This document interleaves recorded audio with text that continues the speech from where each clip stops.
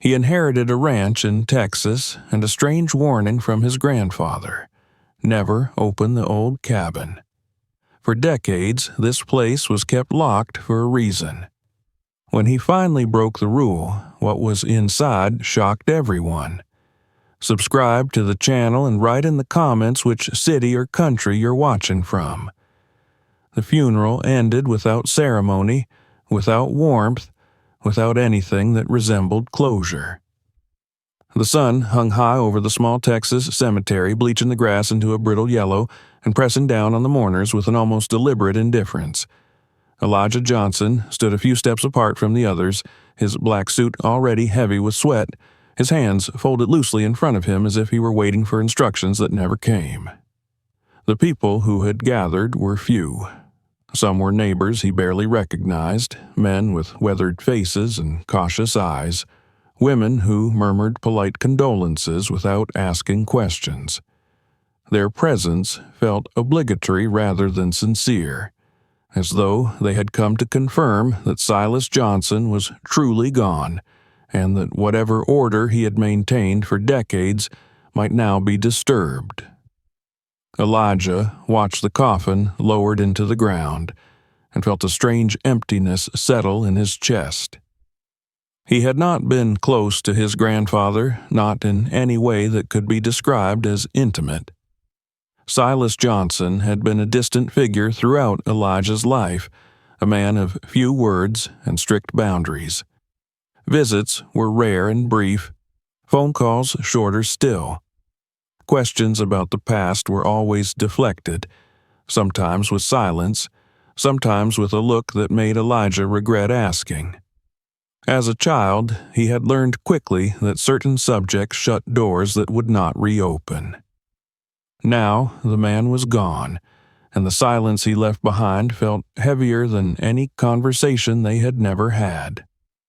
After the service, the lawyer approached him with the efficiency of someone who preferred paperwork to grief. The documents were signed under the shade of a lone oak tree, its branches barely offering relief from the heat. Elijah skimmed the pages at first, his attention dulled by exhaustion, until a particular clause forced him to slow down. The ranch, all of it, was his. The land, the house, the outbuildings, the livestock rights.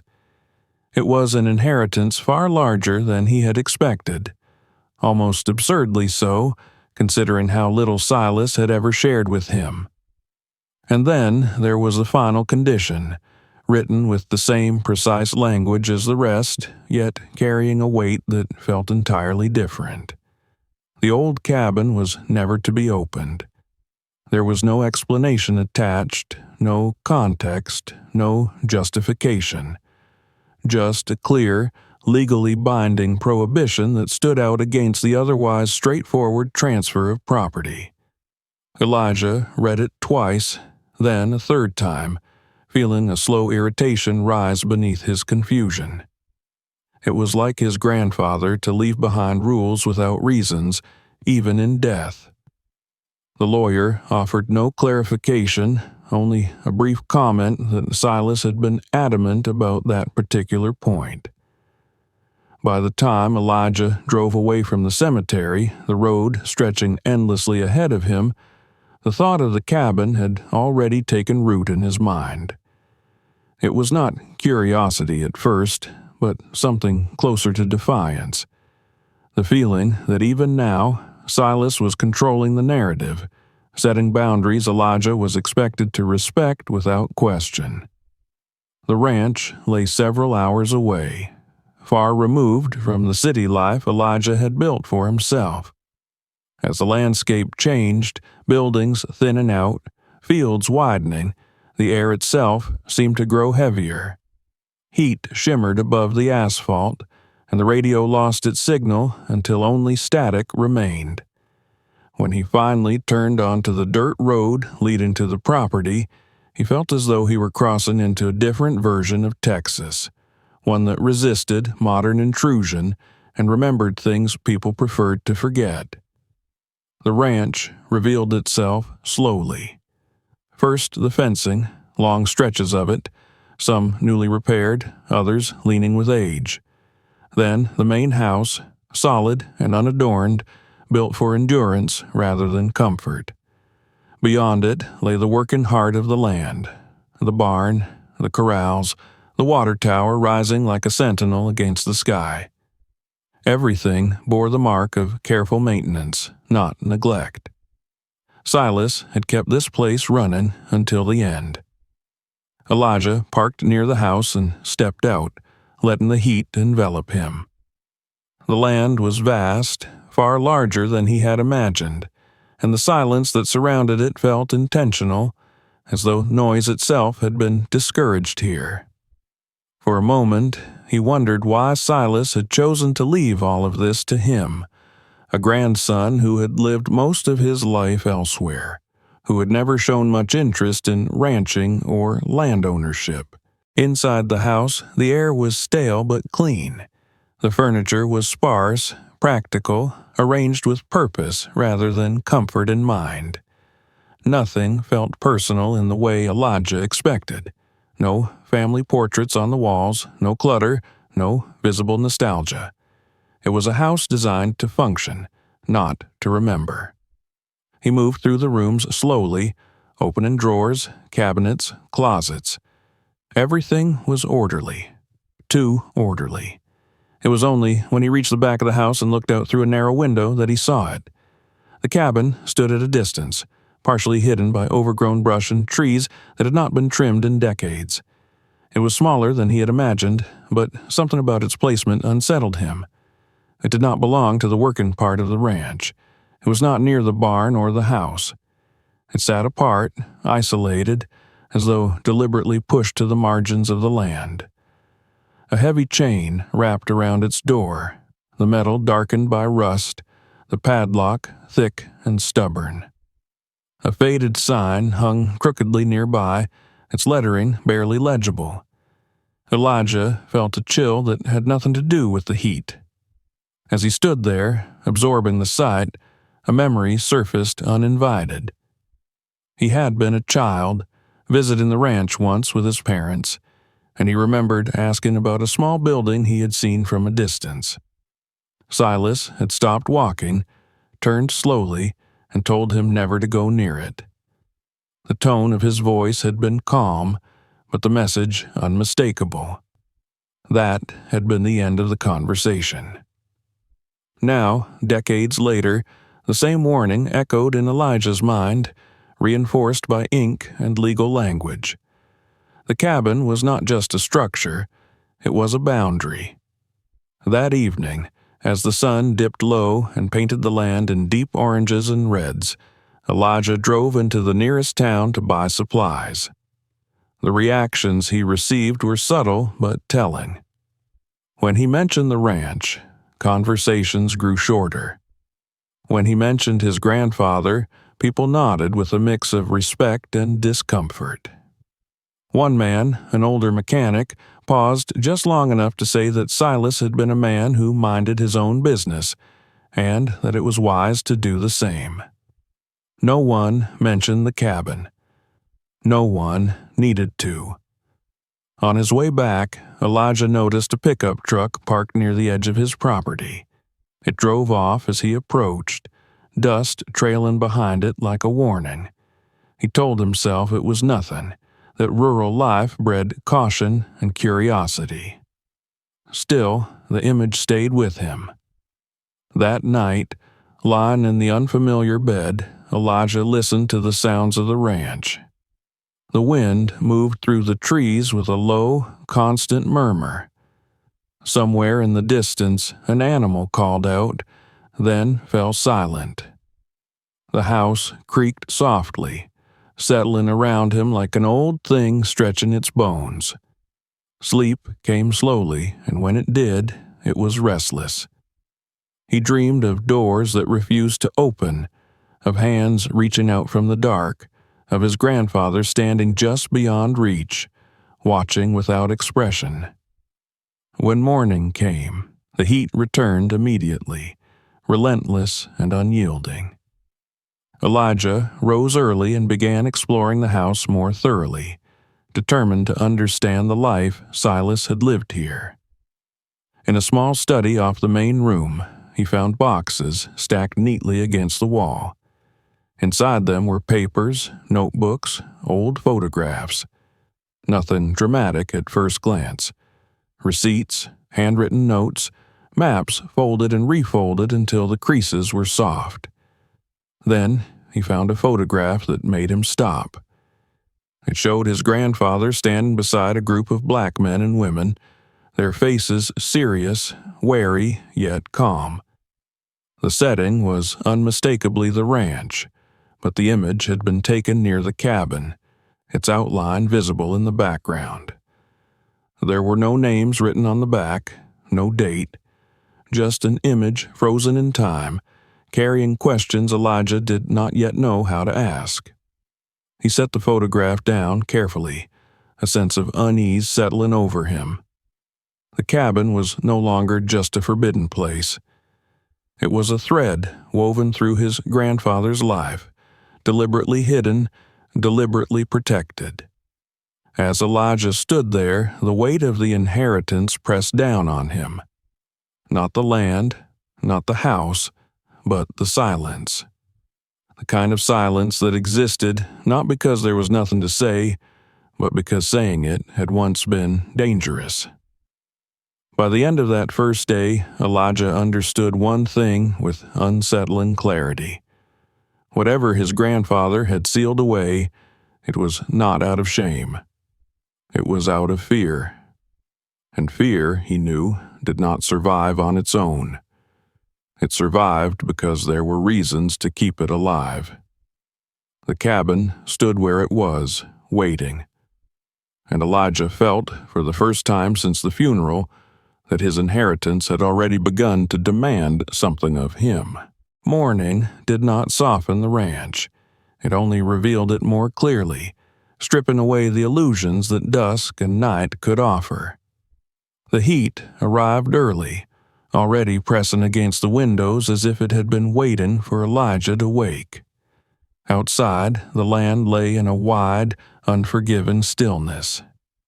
Inside, the house carried the same restrained order he had noticed the day before, an order that now felt less like neatness and more like discipline. It was as if Silas had lived in a constant state of readiness, keeping everything exactly where it needed to be, allowing no loose ends that could be pulled. The photograph remained on Elijah's mind like a small weight that would not lift.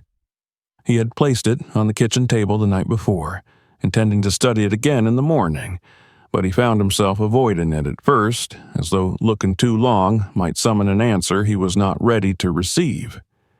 Instead, he moved through the house with slow purpose, opening drawers, checking cabinets, turning over the kinds of objects most people never questioned. He told himself he was simply taking inventory, learning what he owned now. Yet, he knew that was not the truth. He was searching for the shape of his grandfather's hidden life, for some clue that would make the cabin's prohibition feel less like a command and more like something he could understand. The study was the natural place to begin. It was a small room with a plain desk and a chair that had been worn smooth where Silas's hands must have rested. A bookshelf held manuals on ranch work, old dictionaries, a few history books with cracked spines. Against the far wall sat several cardboard boxes, sealed with tape that had yellowed with age. Elijah pulled one closer, tore through the tape, and lifted the flaps. Inside were folders, notebooks, and envelopes arranged with a carefulness that did not match the plainness of the house. The first folder was unremarkable. Tax records, receipts for feed, property maintenance expenses. The second contained correspondence with county offices and suppliers.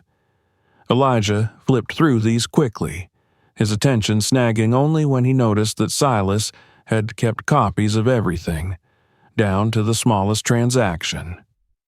The habit seemed excessive, almost paranoid, but it also suggested a man who believed paperwork could be the difference between safety and ruin. In a third folder, Elijah found handwritten ledgers. The writing was neat, compact, consistent. Names were listed alongside dates and numbers, but not the names of cattle buyers or equipment vendors. These were unfamiliar, many reduced to initials. The numbers beside them were sometimes small, sometimes larger, and rarely explained. In one ledger, Elijah noticed that the same initials appeared in clusters around particular months, and the pattern did not match any seasonal ranch rhythm he understood. He turned the pages back and forth, looking for headings, categories, anything that would clarify. There were none, only the steady repetition of coded life. He opened another box. This one held envelopes, many without return addresses, some postmarked from towns across Texas and neighboring states. A few had no stamps at all, as if they had been delivered by hand. Inside were letters written on plain paper, their language careful, restrained. They spoke of gratitude without details, of prayers and blessings, of relief found after hardship. No one named the hardship directly, but it hung behind the words like a shadow. Elijah read one line twice, then again, because it struck him as too specific to be coincidence, a reference to the little house that kept the night away. Another letter mentioned your shelter and the path you showed us. He set the letters down and stared at his grandfather's desk as if Silas might still be sitting there, silently watching Elijah turn pages he had never meant for anyone else to see. Elijah forced himself to keep moving. In the bottom of the box were notebooks, each labeled with a single year, spanning decades. He opened one from the early 1960s and found entries that did not resemble a diary so much as a log. Short lines described supplies purchased, routes driven, distances measured. Some entries noted weather conditions with unusual precision. Others recorded times, down to the minute, when something happened. Many pages were filled with nothing but initials and arrows, as if Silas had drawn a map in shorthand. Elijah could feel the purpose behind it, the sense that this was not written for memory but for function. A man keeping track of movements. A man who needed to remember exactly when and where he had been. He found a folded county map tucked inside the notebook, its edges worn soft. Several locations were circled, and a thin pencil line ran between them like a thread. Elijah recognized some of the roads, but others no longer existed, replaced by newer routes or erased entirely. The line ended near the edge of the ranch property, close to the cabin. The house, he realized, was only half the story. Silas had lived outwardly as a rancher, but his real life might have been written into routes that avoided towns, into supply lists that included more blankets than one man could use, into letters that thanked him without saying for what. The cabin's distance from the main house suddenly made a cold kind of sense. It was not an outbuilding for ranch work, it was a separate world. In the afternoon, Elijah returned to the photograph. He studied it more carefully this time, tracing faces with his eyes. The people standing beside his grandfather were dressed in worn clothing, not uniform, but practical. Some looked like they had traveled far. One woman held a child close to her side. Their expressions were not celebratory. They were guarded, as if the camera itself was a risk. Silas stood slightly apart, not posed with pride, but with a kind of grim steadiness, his posture suggesting he was bracing himself against something unseen. Elijah turned the photo over again, hoping for a date, a note, anything. The back was blank. He felt frustration rise, but beneath it was something else, something heavier. He had grown up in a world that told him history was something already settled, something preserved in textbooks and monuments. Yet, here, in his hands, was evidence of another kind of history, one that had been lived in fear and carried in silence. He knew enough about Texas, about the South, about the long reach of racism, to understand what those faces might represent. People who had been forced to move quietly, to survive without drawing attention. People whose safety depended on strangers who were willing to risk their own. As the day wore on, Elijah began to notice details around the house that had seemed meaningless before. A locked cabinet in the pantry that held not food but medical supplies. Bandages, antiseptics, old glass bottles that once contained painkillers. More than any rancher living alone would reasonably need. In a closet near the back door, he found folded blankets stacked neatly, some still tied with twine. On a high shelf were children's shoes, arranged by size, as if waiting. He held one small shoe in his hand and felt an unexpected tightening in his throat. Silas had kept this place prepared. It was one thing to suspect your grandfather had a secret life.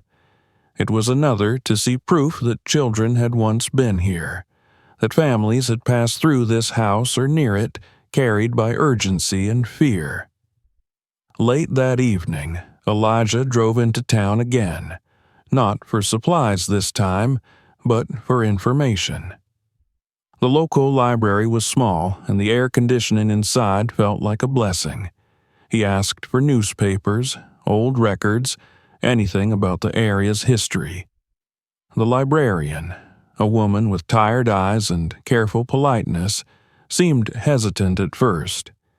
She brought out a few local history books, then a reel of archived papers. Elijah thanked her and began searching, scanning headlines and names. He found references to his grandfather, scattered over the years, always mundane. Land purchases, cattle sales, a brief mention of a barn fire decades ago. Nothing about the cabin. Nothing about wrongdoing. Yet, as he dug deeper into older editions, he found stories that spoke of violence without naming it directly. Reports of men taken in for questioning who never returned. Mentions of labor disputes that ended in tragedy. Photographs of masked groups gathered in the night, their faces obscured, their purpose left to implication. The language of the papers was cautious, euphemistic, as if the truth could not be printed without danger. Elijah felt a familiar anger, not sharp but slow, the kind that came from recognizing a pattern that had shaped countless lives. He thought about his own family history, about stories told in fragments, about relatives who had moved north, then west, then back again, always chasing something safer. He thought about the way his grandfather had lived with closed doors and strict rules. Perhaps Silas had not been cold for no reason. Perhaps he had been carrying a vigilance that had become permanent. When Elijah left the library, the sun was already setting, and the streets were quieter. He noticed a man sitting in a truck across the road, watching him. The truck's engine was off, but the man's posture suggested he had been there a while. Elijah held the man's gaze for a moment, then looked away and kept walking. He did not want to give the stranger the satisfaction of seeing fear, but he felt the sensation anyway, a prickle along the back of his neck that grew stronger with every step. Driving back to the ranch, he caught the same truck behind him for several miles. It kept its distance, never closing in, never falling too far back. When Elijah turned onto the dirt road leading to his property, the truck slowed and continued straight. A coincidence, he told himself, but his hands remained tense on the steering wheel until the ranch gates were behind him. That night, he returned to the study and began sorting through the materials more systematically. He laid out the ledgers, the letters, the notebooks. He tried to piece together the puzzle as if it were a logical problem, something that could be solved by pattern recognition and persistence. And slowly, a picture emerged, not complete, but coherent enough to be frightening. Silas had been sending money to people whose names were hidden behind initials. He had been buying supplies far beyond his personal needs. He had been traveling routes that connected the ranch to points across the region, some of them remote, some of them near towns with the histories of racial violence.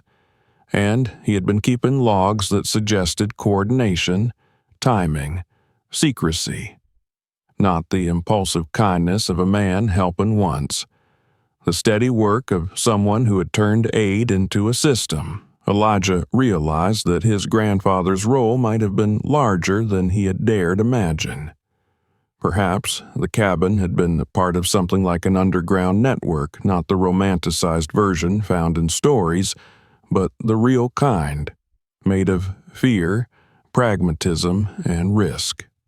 A network that existed because the law could not be trusted to protect everyone equally. He found a second photograph, older than the first, its edges worn.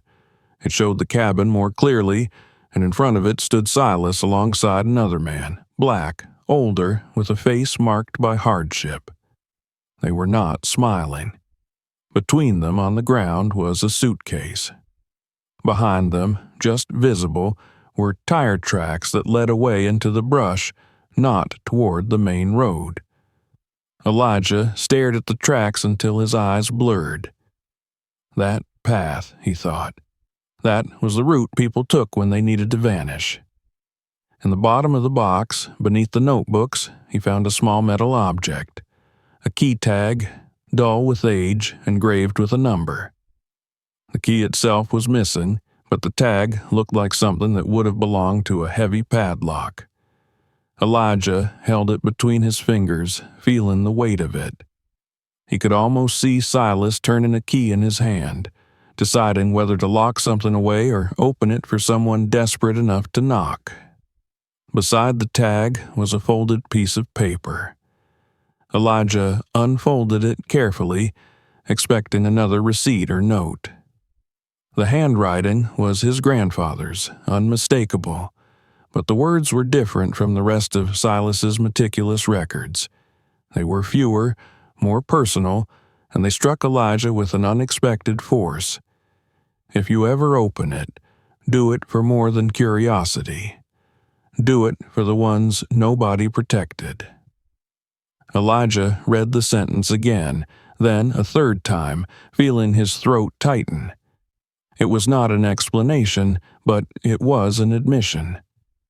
Silas had known someone might open the cabin someday. He had planned for it. Yet he had still left a prohibition in his will, still tried to prevent it. The contradiction only deepened the mystery. Perhaps the will's warning had been for legal protection, a way to prove that Silas had not intended anyone to access whatever was inside. Or perhaps it had been his final attempt to keep Elijah safe. The note suggested something more complicated, that Silas wanted the truth preserved, but feared the cost of revealing it. The wind outside rose, rattling the window panes. Elijah stood in the study and listened, imagining the cabin out there in the dark, chained and silent, carrying whatever his grandfather had locked away. The house suddenly felt less like an inheritance and more like a staging ground, as if he had stepped into a story that had been paused and was now resuming, with him as the unwilling continuation. When he finally went to bed, he did not sleep. His mind kept returning to the same images, the child's shoe in the closet, the guarded faces in the photograph, the careful logs that tracked movements like a man preparing for pursuit. And beneath all of it, the steady sense that he was being watched, not only by the memory of his grandfather, but by something living, something patient. Near midnight, he heard a vehicle on the road beyond the property line. The sound was distant but distinct, the slow crunch of tires on gravel. Elijah rose and moved quietly to the window. In the darkness, he saw headlights briefly sweep across the far fence before turning away. The vehicle did not enter, did not approach the house. It simply passed, lingering long enough to be noticed. A reminder, he thought, a signal that whoever was out there knew he was here, knew he was looking.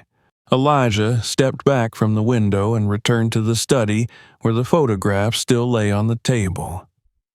He stared at his grandfather's face, at the hardness in Silas's jaw, at the way his eyes seemed to look past the camera as if watching for danger.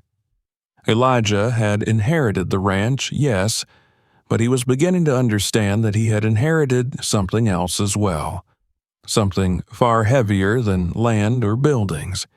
He had inherited a silence that had been maintained by fear, and now, with his presence, that silence was starting to fracture. The cabin remained locked, but it no longer felt dormant. It felt like a heartbeat under the soil, steady, waiting for the moment Elijah would finally step close enough to hear it clearly.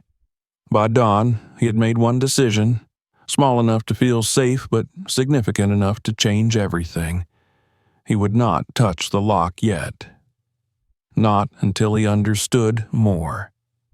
Not until he gathered enough pieces to know what kind of storm opening that door might unleash. But he would keep searching. He would keep reading. He would map every route, decode every set of initials, follow every thread his grandfather had left behind. Because whatever Silas had done, whatever he had hidden, it had not been meaningless. It had been built carefully, purposefully, like a shelter constructed in secret for people who had nowhere else to go. And Elijah could no longer pretend that he had the right to ignore it. The next chapter of his inheritance was already pulling him forward, and he could feel, with growing certainty, that the cabin's chain was not just a barrier. It was a fuse. The decision Elijah made before dawn did not bring him peace. It only sharpened his awareness of everything around him. The ranch, which had felt vast and empty on his first day, now seemed occupied by invisible tensions, as if the land itself remembered things it did not want repeated. Every sound carried weight. Every distant engine, every movement along the fence line felt intentional. Silence was no longer neutral. It was charged. By mid-morning, the heat had already grown oppressive. Elijah worked outside, moving between the barn and the main house, not because there was urgent labor to be done, but because staying still felt dangerous. Activity gave him the illusion of normalcy. He checked fences, examined equipment, familiarized himself with the routines Silas must have followed daily. The work grounded him, but it also made one thing clear. This ranch had been maintained with a discipline that went beyond ordinary care. Everything had been kept functional, accessible, ready, as if Silas had lived with the expectation that at any moment he might need to act quickly. Near noon, a car appeared at the far edge of the property.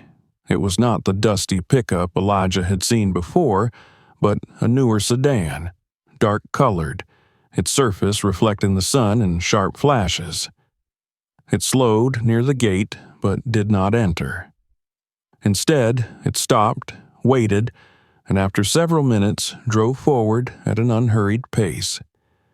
Elijah watched from a distance, his posture neutral, his expression unreadable. The car pulled up near the main drive, and a man stepped out. He was dressed casually, but expensively, the kind of casual that came from confidence rather than comfort. His boots were clean, his shirt crisp. He surveyed the ranch with a practiced eye, taking in the house, the land, the barn, and finally Elijah himself. The man introduced himself with polite efficiency, explaining that his family had owned the land in the area for generations, and that they made it a habit to welcome newcomers, especially those who had inherited property. His tone was friendly, almost warm, but something in it felt rehearsed. Elijah noticed how the man never quite turned his back on the cabin's direction, even though it was barely visible from where they stood. The conversation remained superficial at first. Condolences for Silas's passing, comments about the weather, observations about how much work it took to keep a place like this running. Then, gradually, the man's words began to carry weight beneath their surface. He spoke of stability, of tradition, of how certain arrangements had kept the county prosperous and peaceful for decades. He praised Silas as a man who understood the value of discretion, who had known when to focus on his own land and not get involved in matters beyond it. The implication was clear, even without being stated directly. Silas had survived because he knew when to stay quiet. When the man finally mentioned the possibility of selling the ranch, he did so lightly, as if it were merely an option worth considering. There were investors, he said, people with resources who appreciated land without complications. People who preferred clean histories, uncomplicated ownership. Elijah listened without responding, his mind already racing ahead to what this visit truly represented. This was not a neighbor checking in. This was a test. Elijah declined politely, stating that he had only just arrived and needed time to understand what he had inherited. The man smiled, nodded, and did not press the issue. But before leaving, he offered one final observation, delivered casually, almost kindly. Silas, he said, had lived a long life because he respected certain boundaries. It would be wise for Elijah to do the same. After the car drove away, Elijah remained where he was, staring at the empty stretch of road. The encounter left no bruises, no threats that could be reported or confronted, yet its message was unmistakable. Silence had a price, but so did breaking it. And the people who benefited from that silence were very much still alive. That afternoon, Elijah drove into town again, compelled by the need to understand just how deep the pressure ran.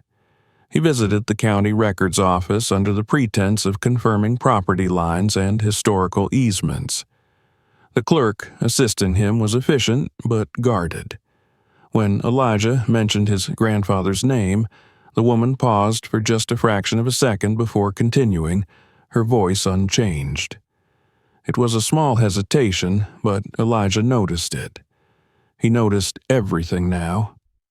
He asked about old disputes, land conflicts, anything unusual tied to the ranch. The answers were vague, non-committal. Records had been lost, the clerk said. Fires, floods, misfiling, nothing out of the ordinary. Elijah thanked her and left, but the pattern was becoming impossible to ignore. The absence of information was itself a form of evidence. Outside the building, he encountered an older man sitting on a bench in the shade, his posture relaxed, his eyes sharp. The man recognized Elijah immediately. He did not introduce himself. He simply commented that Silas Johnson had been a man who kept to himself, and that it was a good quality in a place like this. His words were not unkind, but they carried the weight of lived experience. Elijah sensed that this man knew more than he was saying, but also that he would never say it openly. Driving back to the ranch, Elijah reflected on how efficiently silence had been enforced here. It did not require constant threats or overt violence. It relied on reputation, on economic dependence, on the quiet understanding that certain questions disrupted more than they resolved. People learned early which stories were safe to tell and which ones were not. As evening approached, Elijah returned to the materials he had collected. He spread the notebooks and letters across the dining table, attempting to impose order on chaos. He began cross-referencing names, initials, and dates, building timelines that stretched across decades. Patterns emerged. Periods of increased activity corresponded with known spikes in racial violence elsewhere in the state. Supply purchases surged after certain incidents reported in distant newspapers. Silas had been responding to events, adjusting his actions to the rhythms of danger beyond the ranch. Elijah felt the growing weight of responsibility press against him. This was not a story about one man helping a handful of people. It was about sustained resistance carried out quietly, deliberately, in a place where being discovered could have meant death. The realization reframed the prohibition in the will. Silas had not been trying to bury the truth forever. He had been trying to delay its explosion. The sense of being watched intensified that night. Elijah noticed headlights pass the property more than once. At one point, he heard voices near the fence line, low and indistinct, followed by the sound of footsteps moving away. He did not investigate. He knew better. Observation was part of the pressure, a reminder that he was not alone in deciding the ranch's future. Unable to sleep, Elijah walked the perimeter of the house, staying within the faint glow of the porch light. From there, the cabin was barely visible, its outline swallowed by darkness. Yet, he could not stop thinking about it. He imagined Silas standing in the same spot years earlier, listening for the same sounds, weighing the same risks. The cabin had not only sheltered people fleeing violence, it had also sheltered Silas himself, giving him a purpose strong enough to withstand fear. By morning, Elijah understood something that shifted his perspective entirely. The prohibition in the will was not an attempt to control him from beyond the grave. It was a warning meant to buy time. Time to grow stronger. Time to learn. Time to decide whether he was willing to accept the cost of truth. That cost became clearer as the days passed. Small inconveniences multiplied. A delivery was delayed without explanation. A contractor canceled a scheduled visit. Calls went unanswered. None of it was dramatic enough to confront, but together it formed a tightening net. Elijah recognized the tactic from stories passed down through his own family. Pressure applied slowly, persistently, until resistance felt futile. It was during this period that Elijah met someone who would alter the course of his understanding. The encounter happened almost by accident, at a small roadside diner on the edge of town. He noticed an elderly man watching him with quiet attention. After a long moment, the man approached and asked if Elijah was Silas Johnson's grandson. His voice carried no threat, only curiosity tempered by caution. They sat together, not speaking much at first. Eventually, the man shared that he had been a young boy when his family passed through the ranch many years ago. He did not provide details, but his eyes held gratitude and something like grief. He spoke of a place where his family had been safe for a single night, a place they never spoke of again because safety depended on forgetting. He confirmed what Elijah had begun to suspect. Silas had helped many, and those who survived carried that debt quietly, afraid that acknowledging it might undo what had been achieved. The man warned Elijah gently. Some of the people who had benefited from the system Silas opposed were still powerful. They had children and grandchildren who had inherited not only wealth, but the expectation that the past would remain sealed. The cabin, he said, was not just a building. It was proof that could unravel lives. When Elijah returned to the ranch that evening, the sun setting in a blaze of red and gold, He felt the full weight of the decision forming inside him. Silence had protected his grandfather, but it had also allowed injustice to calcify into legacy. Breaking that silence would not simply expose old crimes. It would challenge the foundation upon which the present had been built. Standing on the porch, Elijah looked out across the land that now belonged to him. The fences, the fields, the distant trees hiding the cabin. Everything appeared unchanged, yet he knew that the balance had already shifted. The people watching him sensed it too. They felt the instability of a story no longer fully controlled. Elijah did not move toward the cabin that night. He did not touch the chain or test the lock. Instead, he returned to the house and continued his work, copying documents, securing backups, mapping routes. Preparation became his shield. Knowledge became his defense. The price of silence was no longer abstract. It was visible in every cautious glance, every unspoken warning, every attempt to steer him away from the truth.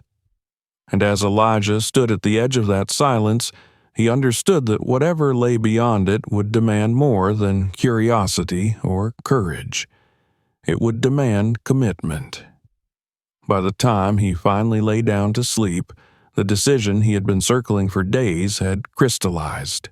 He would open the cabin, but not yet. Not until he was ready to face not only what his grandfather had hidden, but the people who had spent their lives making sure it stayed hidden. The next step would be deliberate, and once taken, there would be no turning back.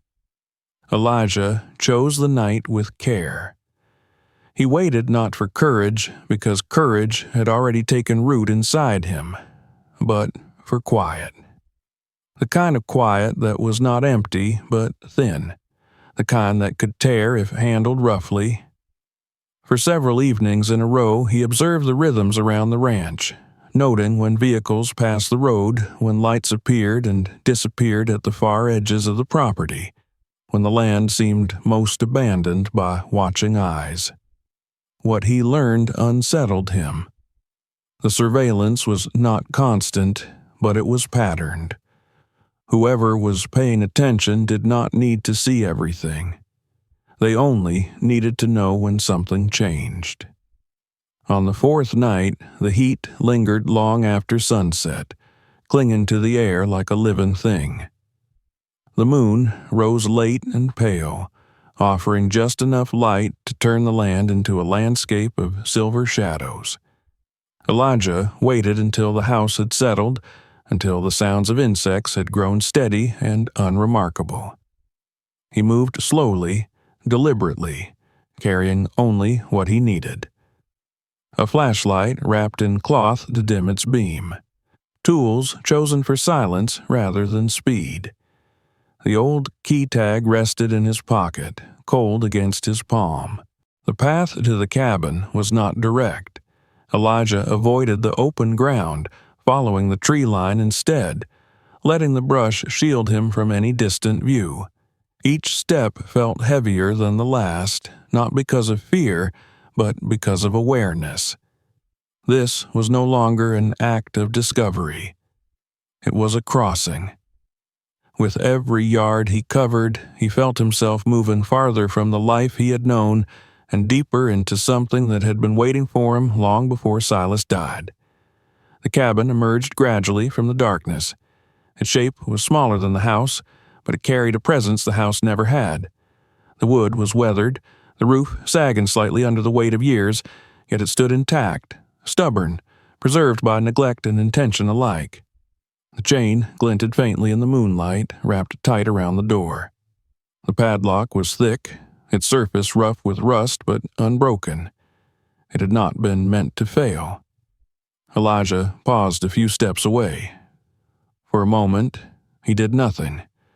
He stood there and listened, not just to the night, but to the echo of everything that had led him to this point. His grandfather's silence. The letters of gratitude without names, the faces in the photographs, the warnings delivered with smiles, the pressure that had tightened around him like a closing hand. He understood now that the cabin was not a secret out of shame. It was a barricade built against a world that had once been violently unjust and remained quietly dangerous. When he finally stepped forward, it was with a sense of resolve that felt almost calm. The chain resisted at first, groaning softly as Elijah worked the bolt cutters into place. He moved slowly, applying pressure in careful increments, mindful of sound. The metal gave way with a muted snap that seemed impossibly loud in the stillness. Elijah froze, listening for movement, for engines, for voices. There was nothing. The night absorbed the sound and kept it. The padlock was next. This took longer. The mechanism inside had fused over time, strengthened by rust rather than weakened. Elijah's hands ached as he worked, sweat tracing lines down his back despite the darkness. When the lock finally yielded, it did so reluctantly, releasing with a dull click that felt like a verdict. The door creaked as he pushed it open, the sound low and long, as though the cabin itself were exhaling after decades of holding its breath. The air inside was stale, thick with the scent of old wood, dust, and something else beneath it. Something human. Not decay, but presence. The flashlight beam cut through the darkness, revealing a single room preserved in a way that made Elijah stop just inside the doorway. This was not abandonment. This was suspension. A wooden table stood near the center, its surface covered with neatly stacked papers weighted down by stones. Shelves lined one wall, holding jars, folded cloth, and tools arranged with care. Against another wall were several metal filing cabinets, their drawers closed, their surfaces dulled by time. On a hook near the door hung a coat, its fabric stiff with age, as though its owner might return at any moment. Elijah stepped inside and closed the door behind him, more to steady himself than to hide his presence. The beam of the flashlight moved slowly, revealing more details with each pass. Blankets folded tightly, an old kerosene lamp, a basin and pitcher, clean, unused for years but ready. On a narrow shelf, children's books sat beside medical supplies, their spines worn from handling. The cabin had not been a storage space. It had been a refuge. His breath caught when he reached the far wall. Photographs covered it from edge to edge, affixed with small nails, arranged not for display, but for remembrance. Faces stared back at him from different decades, black men and women of all ages, some alone, some in groups, some holding children. Their expressions varied: fear, exhaustion, relief, determination. In several photographs, Silas appeared at the edge of the frame, never centered, never prominent, as if refusing to make himself the subject. Elijah felt an unexpected burn behind his eyes as he realized the scale of what he was seeing. This was not a handful of people. This was a passage of lives. Beneath the photographs were handwritten notes, brief and factual, dates, locations, outcomes. Some notes ended with a simple mark indicating success. Others ended abruptly, unfinished. Elijah did not need to be told what that meant. He turned away, overwhelmed, and nearly stumbled over an object placed deliberately in the center of the room. A small tape recorder sat on the table, its surface carefully cleaned, a handwritten note resting on top. Elijah's hand trembled as he picked it up. The note was brief, written in the same steady hand he had seen in the ledgers. For Elijah. Listen first. The sound of the world outside seemed to fade as he pressed the play button. For a moment, there was only static. Then Silas's voice filled the cabin, younger, stronger than Elijah remembered, but unmistakable. Silas spoke slowly, deliberately, as though aware that every word mattered. He explained that if Elijah was hearing this, it meant the cabin had been opened and the choice had already been made. He did not apologize for the silence he had kept. Instead, he explained it. He spoke of the years when helping black families escape violence and exploitation was not heroic, but lethal. Of how men with badges and men with money had worked together to enforce a system that fed on fear. Of how the ranch had become a waypoint, a place to rest, to heal, to plan the next move toward safety. Silas admitted that he had not been able to save everyone. His voice tightened when he spoke of names Elijah recognized from the unfinished notes on the wall. He described the guilt that had followed him through every year of his life, the knowledge that doing some good did not erase the harm he could not prevent. He explained why he had sealed the cabin, not because he wanted the truth buried, but because he wanted it preserved until someone strong enough to carry it could emerge. As the recording continued, Elijah noticed something shift in the air. A faint sound from outside, footsteps brushing against dry grass. He lowered the volume instinctively, his pulse quickening. Silas's voice continued, describing how the most dangerous evidence was hidden behind a false section of the wall near the window. Financial records, correspondence, proof that the persecution of black families had been profitable, not accidental. Names of men whose descendants still held power. A beam of light swept briefly across the cabin window. Elijah's body went rigid. He killed the flashlight and moved quietly toward the wall Silas had mentioned, guided now by memory rather than sight. His fingers found the irregularity in the wood, the slight give of a board that had been placed, not nailed. He pressed carefully, and the panel slid inward with a muted scrape. Behind it was a hollow space, packed tightly with folders, metal boxes, and another recorder sealed in oilcloth. Elijah pulled out the nearest box and opened it just enough to see its contents. Photographs spilled out, more graphic than those on the wall. Images of chained laborers working fields under armed supervision. Copies of contracts and payments detailing transactions that reduced human lives to line items. Reports marked confidential, stamped and signed. The truth was no longer abstract. It was tangible, heavy, undeniable. The sound outside grew louder, voices now low and urgent. Elijah's time was running out. He gathered what he could carry, prioritizing the most damning evidence, the items Silas had clearly marked for discovery.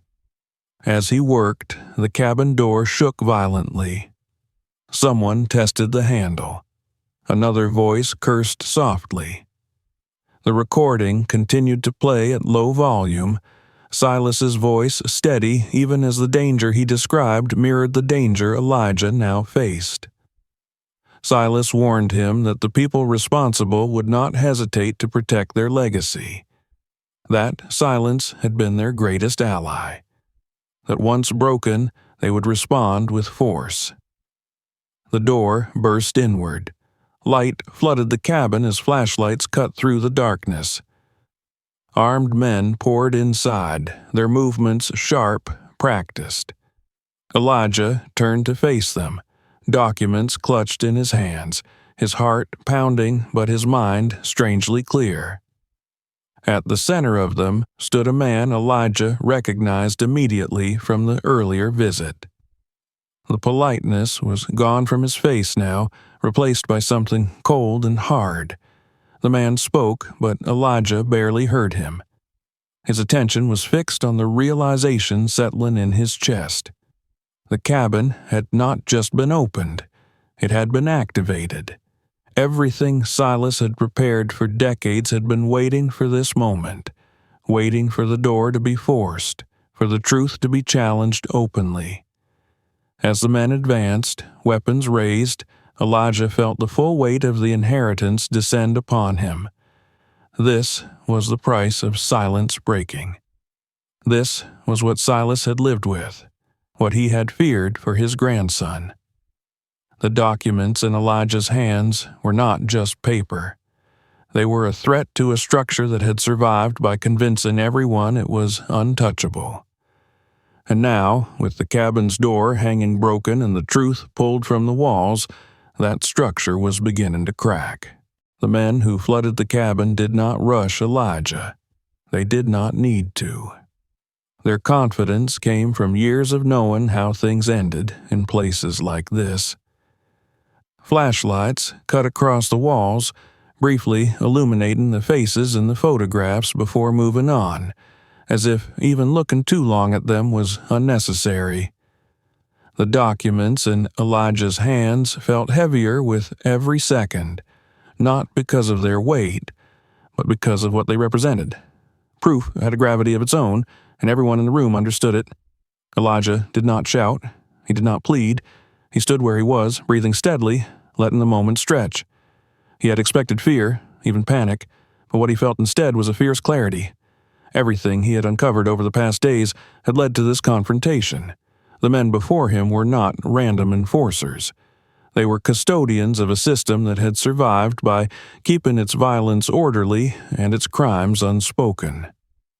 The man who had visited the ranch earlier stepped forward, his boots crunching softly against the cabin floor. His eyes flicked to the open wall panel, to the exposed hollow where the evidence had been hidden for decades. Something close to irritation crossed his face, quickly masked. This was not how things were supposed to go. The past was meant to stay cooperative, even in death. Elijah understood then that the danger was not the weapons pointed at him, but the offer that would inevitably follow.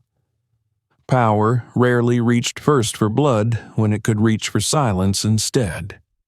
The offer came exactly as he expected it would, delivered with calm precision.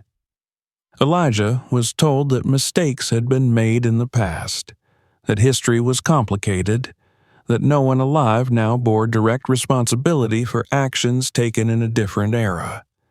He was told that these documents would only bring pain, legal chaos, and danger to himself. He was told that the ranch was valuable, that his life could be comfortable, that he could walk away from this burden and never look back. The words washed over him without landing. Elijah looked past the speaker to the photographs on the wall, to the faces that had trusted his grandfather with their lives. He thought of the children's shoes in the house, the letters written in careful gratitude, the routes marked in pencil on fading maps. He thought of how silence had protected men like the one standing before him, while others had paid with their freedom, their families, their futures. When Elijah refused, he did so without drama. The refusal was simple, unadorned. It was not brave in the way stories described bravery. It was inevitable. The atmosphere shifted immediately. The politeness evaporated. The men repositioned themselves, tightening the circle. Elijah felt the cold certainty of what they were capable of, but he also saw something else flicker across their faces. Doubt. Not about whether they could stop him, but about whether they should. These were not faceless monsters. They were men who had grown up hearing only half the story, men who had inherited obedience as easily as land or money. Some of them were realizing, perhaps for the first time, what obedience had cost. Elijah did not give them time to regroup. He moved deliberately, not toward the door, but toward the table where he had placed his phone earlier, hidden beneath the edge of a cloth. With a practiced motion, he activated it. The screen lit briefly before going dark again, the signal already sent. Copies of the documents, photographs, and recordings had been uploaded earlier, scheduled for release if a specific code was entered. Elijah had not relied on trust alone. He had relied on redundancy. The realization struck the man in charge almost instantly. His expression hardened, not with anger, but with calculation. He understood what had happened and what it meant. The truth was no longer contained within the walls of the cabin. It was already moving, already replicating itself beyond their reach. Outside, the night erupted with sound. Engines roared to life, tires spinning against dirt. Someone shouted orders. The carefully managed quiet shattered, replaced by urgency. Elijah remained where he was as the men hesitated, their authority suddenly less absolute than it had been moments before. Killing him now would not solve their problem. It would confirm it. The standoff ended not with violence, but with retreat. One by one, the men backed away, weapons lowered but not holstered. The leader paused at the doorway, his gaze lingering on Elijah with something like resentment, mixed with reluctant respect. This was not the end, his eyes seemed to say, but it was no longer the beginning either. When the last of them disappeared into the night, Elijah stood alone in the cabin, the silence returning in broken fragments. His legs trembled as the adrenaline drained from his body. He leaned against the wall, breathing deeply, forcing himself to stay present. The danger had not passed. It had only changed form. He did not linger. He gathered what evidence remained accessible, securing it in a bag he had prepared earlier. Before leaving, he took one last look at the cabin. The photographs on the wall seemed to watch him now, not with expectation, but with something closer to relief. The door had been opened. The truth had been taken out into the world. Whatever happened next, it would not return to the shadows easily. The following days blurred together in a relentless surge of activity. Elijah did not stay at the ranch. He left before dawn, taking back roads, changing routes, trusting no single pattern. He met with people he had contacted in advance, individuals and organizations equipped to handle what he carried, civil rights attorneys, investigative journalists, archivists who understood how to preserve evidence without exposing it to manipulation. Each meeting stripped away another layer of isolation. Elijah realized that while silence had once been enforced locally, truth gained strength as it spread. The response was immediate and fierce. Legal threats arrived first, delivered through official channels with impressive speed. Accusations of trespassing, of document theft, of defamation. Elijah's name appeared in local editorials framed as that of a reckless outsider attempting to rewrite history for personal gain. Anonymous voices online questioned his motives, his mental state, his integrity. The pattern was familiar, almost comforting in its predictability. This was how systems defended themselves when they could no longer rely on secrecy alone. More unsettling were the indirect pressures. Bank accounts flagged for review, insurance complications. Friends advised him to be careful, to consider his safety. Some of those friends stopped calling altogether. The cost of standing in the open became tangible very quickly. Yet, alongside the backlash came something Elijah had not fully anticipated. Messages from people whose lives bore the quiet scars of the past his grandfather had fought against. Descendants of families who had fled the region. Elderly men and women who remembered whispers of a ranch where people vanished in a good way, not the other kind. Their stories filled in gaps Elijah had not known existed. Each message reinforced the truth of what he had uncovered and expanded its scope beyond the boundaries of his own understanding. As investigations began to take shape, Elijah found himself drawn deeper into the machinery of accountability. He provided statements, clarified timelines, authenticated documents. Experts confirmed the material's age and legitimacy. Financial analysts traced the flow of money from obscure contracts and labor arrangements to fortunes that now appeared untouchable. The myth of isolated wrongdoing dissolved under the weight of evidence, replaced by a clear picture of systemic abuse sustained by profit and silence. The ranch itself became a focal point. Authorities requested access.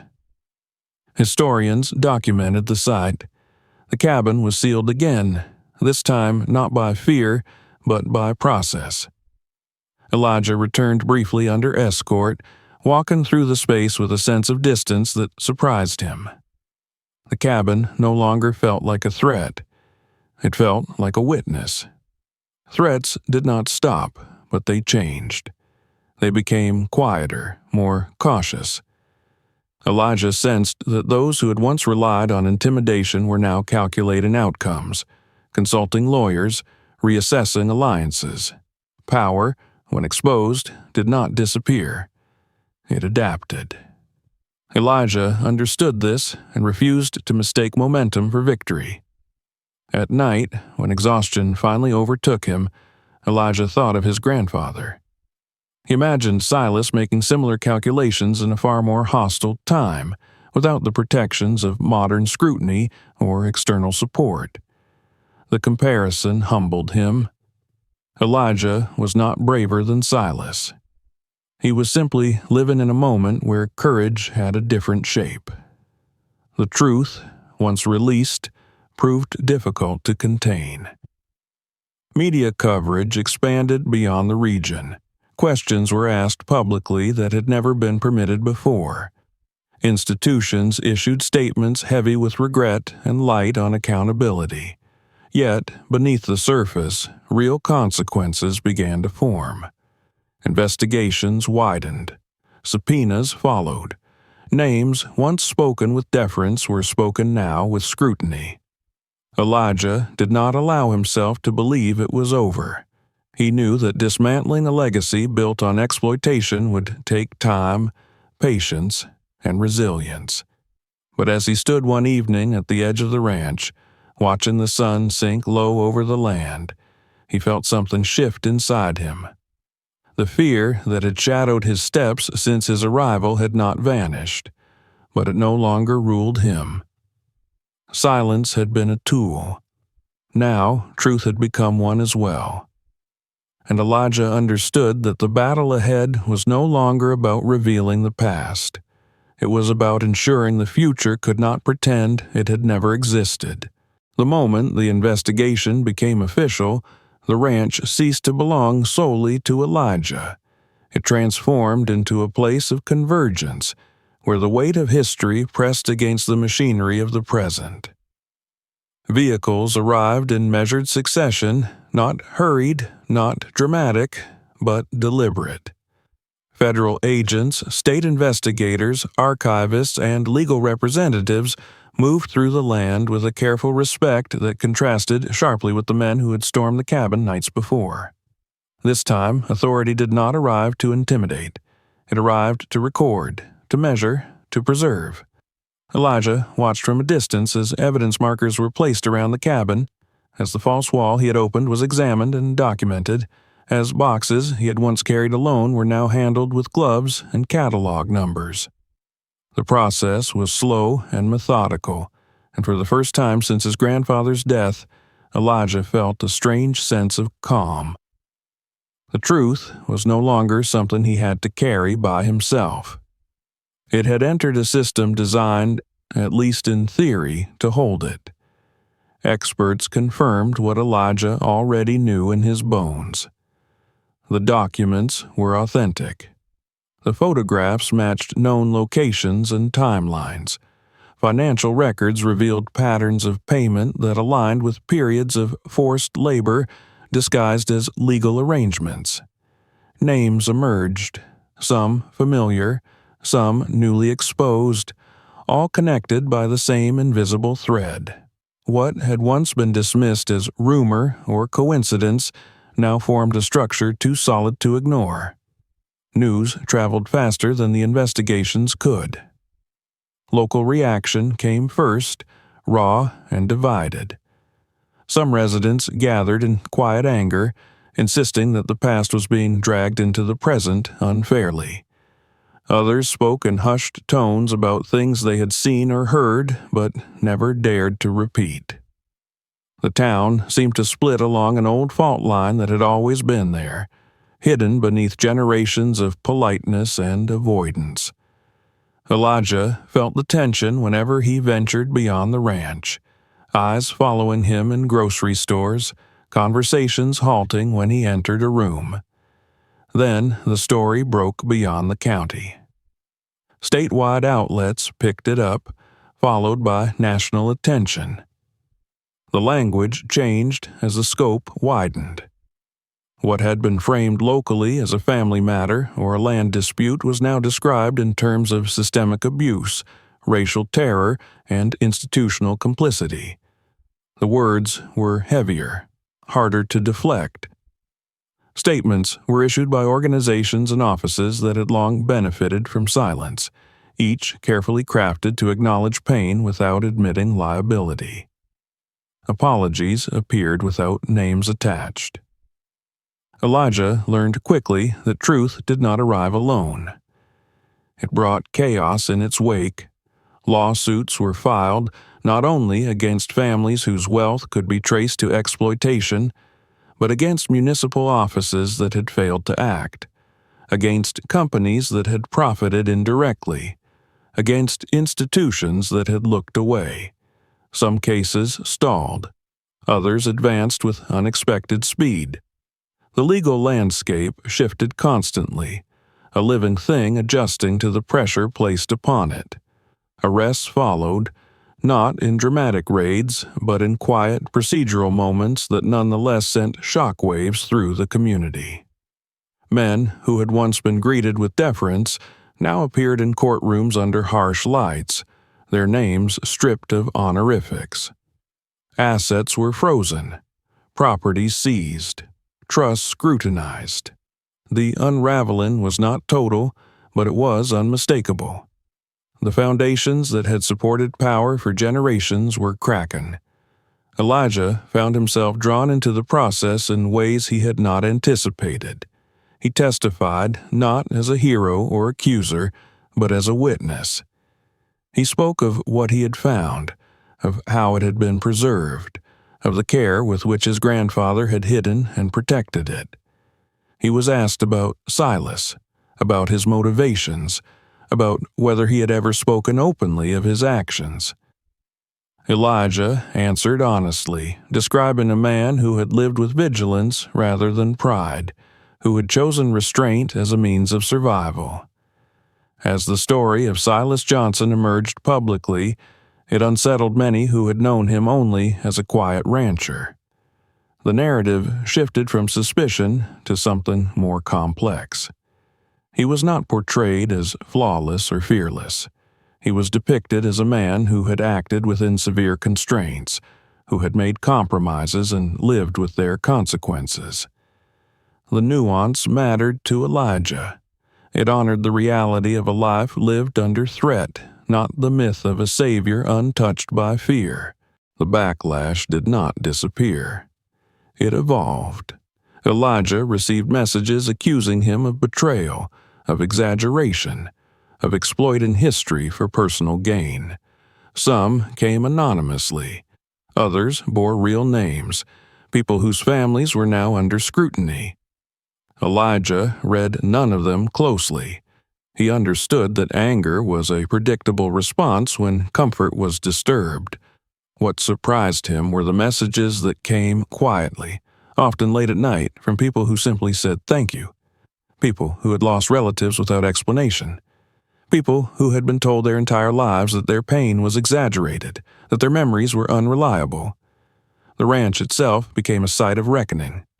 Historians documented it thoroughly, mapping routes, preserving structures, collecting oral histories from those willing to speak. The cabin, once a place of refuge and secrecy, was now treated as a crime scene and a historical artifact simultaneously. Elijah stood inside it one final time before it was sealed for preservation.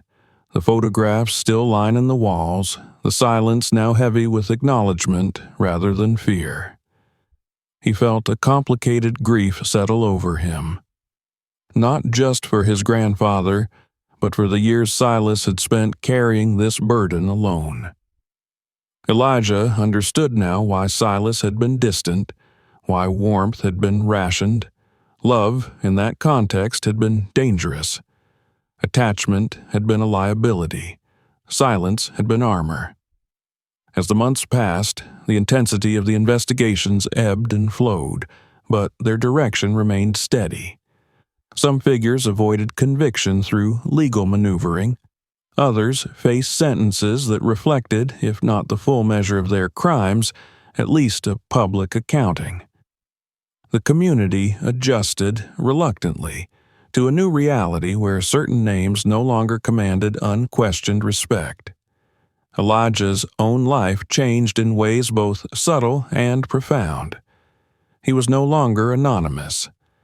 His presence carried meaning whether he wanted it to or not.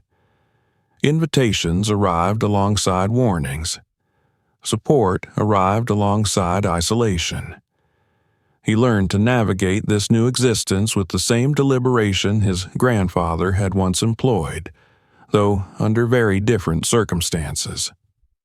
One evening, as Elijah walked the perimeter of the ranch at dusk, he felt the land differently. It no longer seemed to press inward, no longer watched him with quiet hostility. The air felt lighter, though the heat remained. The silence, too, had changed. It was no longer a tool used to erase. It had become a pause, a space where voices could finally emerge. Elijah stopped near the cabin, now secured behind barriers and notices marking it as protected. He placed his hand against the weathered wood and closed his eyes. For a moment, he imagined all the people who had passed through this place, carrying fear, hope, exhaustion. He imagined his grandfather watching them leave, knowing that survival often meant never being seen again. The fall of silence did not restore what had been taken. It did not undo suffering or resurrect the dead, but it did something quieter and perhaps more enduring. It disrupted the lie that nothing had happened. It replaced absence with record, denial with documentation. As Elijah stood there, he understood that the story was no longer about exposure alone. It was about what followed, about how truth was held, taught, and transformed into action. The past had been forced into the open. The future now demanded a response.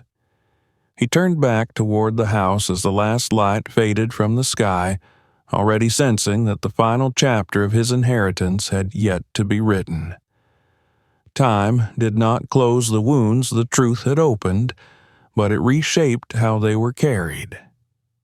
Months passed, measured not by seasons alone, but by court dates, archival releases, and the slow rhythm of institutions learning to move in directions they had long resisted. The ranch settled into a new role, no longer a private inheritance defined by silence, but a place where memory gathered and refused to disperse. Elijah remained there through it all, not out of stubbornness or defiance, but because leaving would have felt like repeating an old pattern. This land had been used to hide people from hatred. Now it would be used to confront it. The investigations continued, uneven and imperfect. Some cases advanced decisively, others stalled in the thicket of appeals and procedural delays. Elijah learned to accept that justice, when it arrived at all, arrived in fragments. Still, fragments mattered. Names once spoken only in whispers were now etched into public records. Transactions that had passed unnoticed for decades were mapped and traced, revealing networks of profit built on coercion and erasure. For many families, it was not the verdicts that mattered most, but the acknowledgement. To have a loss named was to recover a piece of dignity long denied. Elijah's life reorganized itself around the work that followed revelation. He spent long hours with archivists and historians, ensuring that documents were preserved without distortion. He met with descendants of those who had passed through the ranch, listening more than he spoke, understanding that the story was no longer his to narrate alone. Each meeting added texture to what had once seemed abstract. Lives unfolded before him in all their complexity, shaped by fear and resilience in equal measure. The idea of a foundation emerged not as a grand plan, but as a necessity. It began with a question Elijah could not escape. What did it mean to inherit a legacy that had been built on protection rather than possession? Silas had not hoarded land or wealth to assert dominance. He had used what he had to create space where others could breathe. To honor that, Elijah realized, required more than remembrance. It required continuity. The foundation took shape slowly, with care taken at every step. Elijah resisted the urge to act hastily, mindful of how easily good intentions could be undermined by poor structure. He assembled a small board made up of legal advocates, educators, historians, and representatives from families directly affected by the past. Decisions were debated thoroughly. Transparency was non-negotiable. The goal was not to replace one gatekeeper with another, but to build something that could not be quietly redirected or absorbed by convenience. Its mission reflected the lessons Elijah had learned on the ranch. Legal assistance formed its backbone, providing resources to individuals and families navigating the aftershocks of systemic discrimination. Education followed, not as a vague promise, but as concrete opportunity, scholarships tied to mentorship, programs that connected historical truth to present realities. Medical and psychological support addressed wounds that records alone could not heal. Trauma had a way of passing itself down, and confronting it required more than documentation. A center of memory became the foundation's heart. The cabin, preserved with care, stood not as a monument to fear but as a testament to shelter. Portions of it were made accessible under guided conditions, the photographs contextualized, the records explained without spectacle. The aim was not to shock but to teach, to show how ordinary places could become extraordinary when someone chose to act. The ranch itself changed in subtle ways. Paths were cleared, not to erase the past, but to invite people into it safely. Gathering spaces emerged near the main house, simple structures designed for conversation and learning rather than ceremony. Each addition was made with restraint, guided by the understanding that the land had already held enough weight. It did not need embellishment. Elijah remained deeply involved, but he was careful not to position himself at the center. He had learned from Silas's example that leadership rooted in humility endured longer than leadership driven by recognition. When asked to speak publicly, he did so sparingly, always redirecting attention to the people whose lives the story truly belonged to. The Foundation's work gained credibility not through publicity, but through consistency.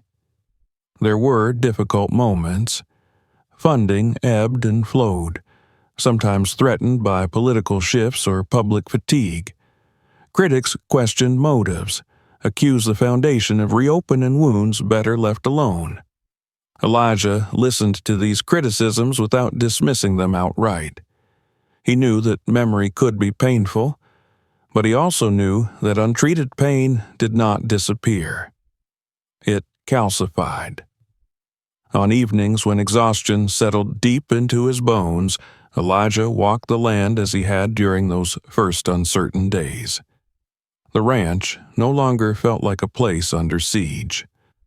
The silence that once pressed inward now stretched outward, making room for voices, for footsteps, for the ordinary noise of people existing without fear of discovery.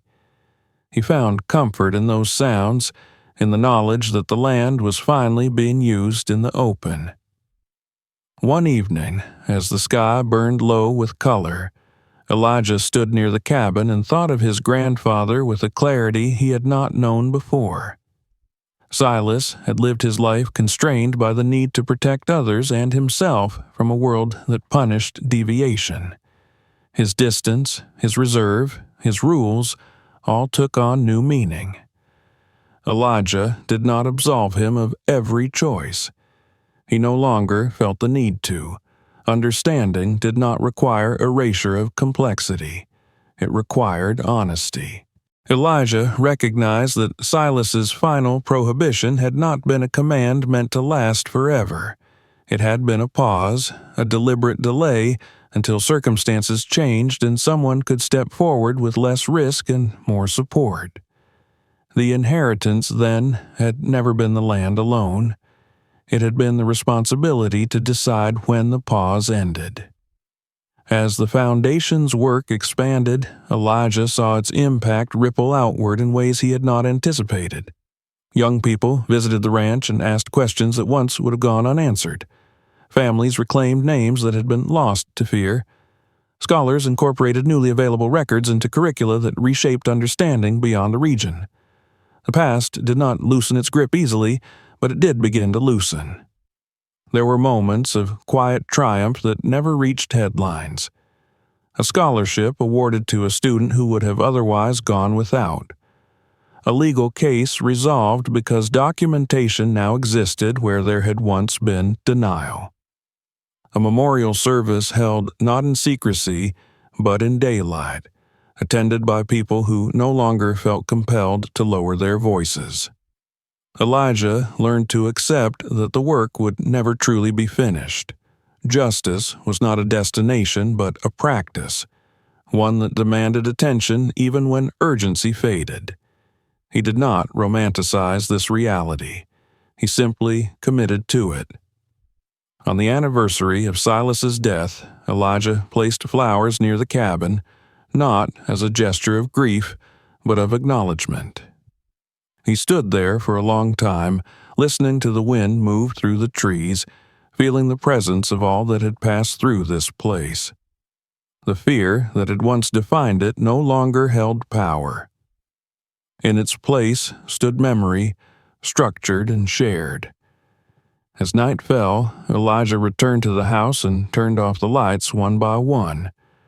The ranch rested in darkness, not the kind that concealed, but the kind that allowed rest. He knew there would be more challenges ahead, more resistance, more attempts to soften or redirect the truth. But he also knew that something fundamental had changed. The story could no longer be closed.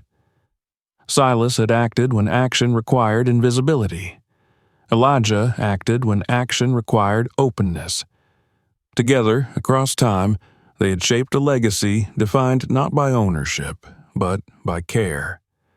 The land endured not as a witness to silence, but as a testament to the choice to break it and build something better in its place. If this story held your attention until the end, make sure you subscribe to the channel so you don't miss the next story. New videos are released regularly, and the next one may be even darker, deeper, and more surprising than this. Watch another video on the screen right now to continue the journey into hidden histories, buried secrets, and lives changed forever. And if this story mattered to you, share it with someone who needs to see it. The more people who watch, the harder it becomes for stories like these to be forgotten.